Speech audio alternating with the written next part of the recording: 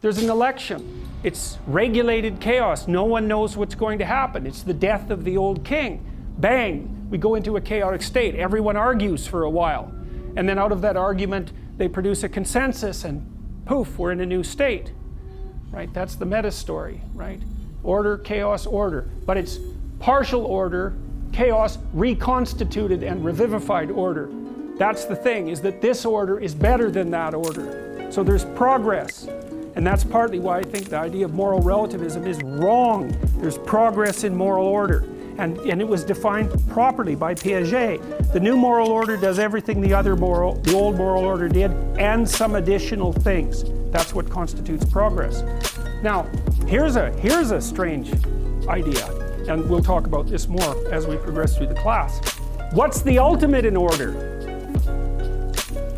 Well, it's not this, obviously, because it can collapse. And it's not this, because it can collapse. And so then you think, well, there's no ultimate order, even though there's progression. But then you have to move it up one level of abstraction. What's the ultimate order? Doing this. Willingness to do that. That's the ultimate order, right? It's order at a different level of analysis, and you can see that's what's represented in that idea.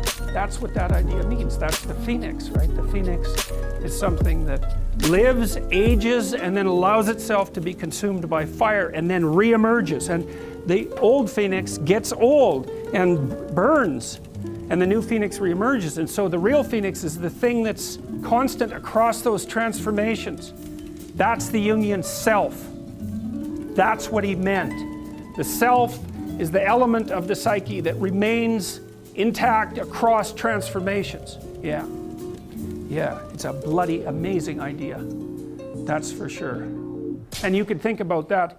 That's why Jung claimed, for example, in Ion, primarily, that Christ was a symbol of the self. That was his consequence of decades of meditation on the structure of Christianity. Because it's the dying and resurrecting part of the psyche that remains constant across the transformation. So the ultimate order isn't to identify with this. That's your current state of being. And it isn't to identify with that because, well, you can't by definition. And it isn't even to identify with that. It's to let these things go as they need to go. That's a sacrifice. And to allow this continual process of transformation to occur. And part of that is the admission that you're wrong. And so partly what you're doing is, at micro levels and at macro levels, where are you not what you could be? And when you realize that, it'll take you apart a little bit and burn you down to your core a little bit, and then allow you to regenerate. And if you do that continually, then everything that you don't need burns away, right?